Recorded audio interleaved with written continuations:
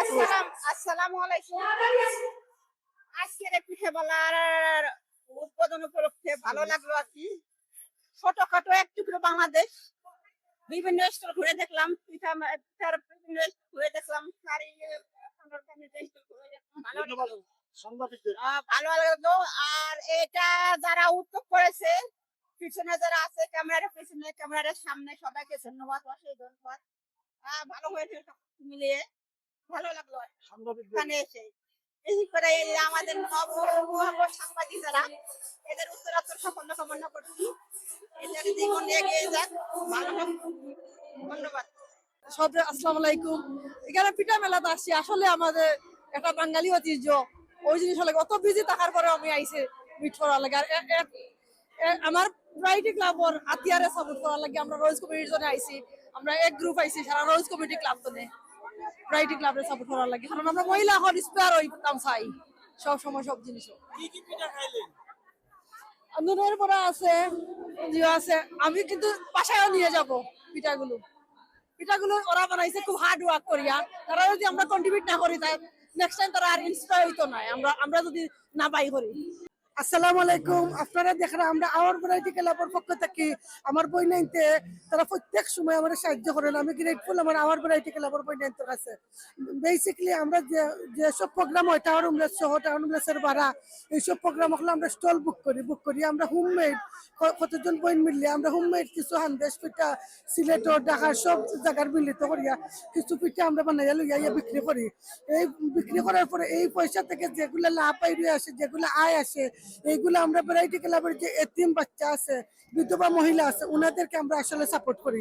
যেহেতু আমরা house wife, সবগুলা মহিলা হাউস ওয়াইফ, কেউ কিন্তু অনেক কিন্তু কাজে নাই, সেজন্য যেহেতু সাহায্য সহযোগিতা করার মনোভাব নিয়ে ওরা হোমমেড কিছু খাবার বানিয়ে দেয়, আমি স্টল হায়ার করে ওইখানে বিক্রি করে তারপরে এই পয়সাগুলো আমরা দিয়ে দিই।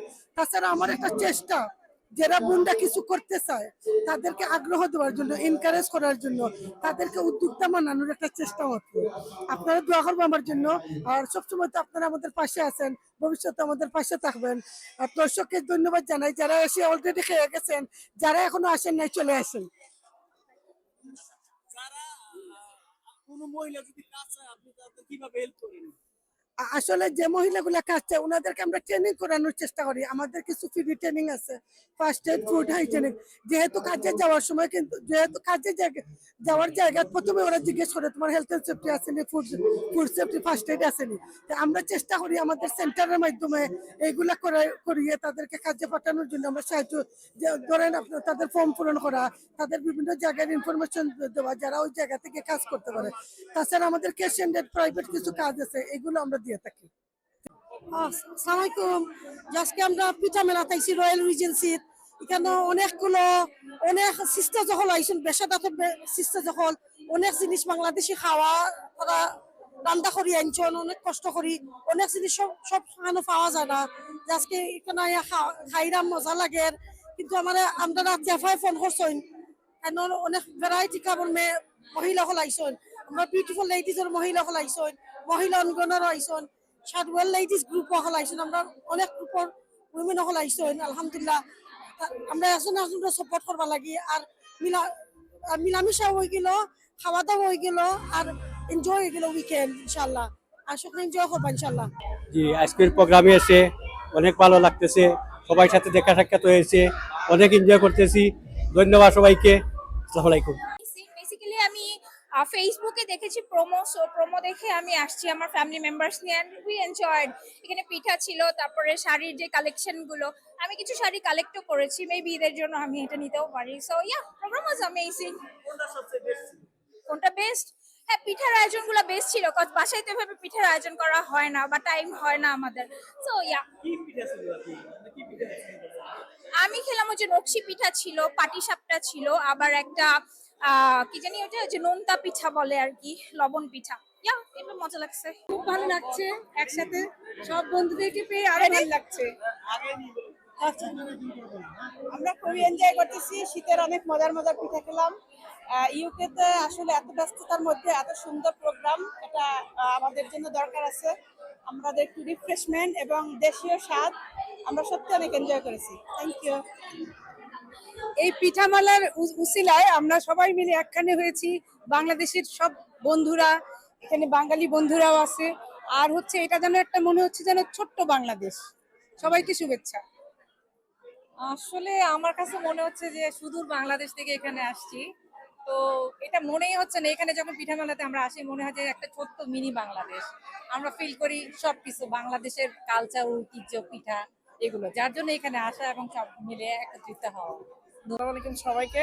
আজকে আমাদের আইএনটিভি অর্গানাইজ করেছে পিঠা মেলা, যেটা বাংলাদেশের অঞ্চল ভিত্তিক পিঠা মেলা।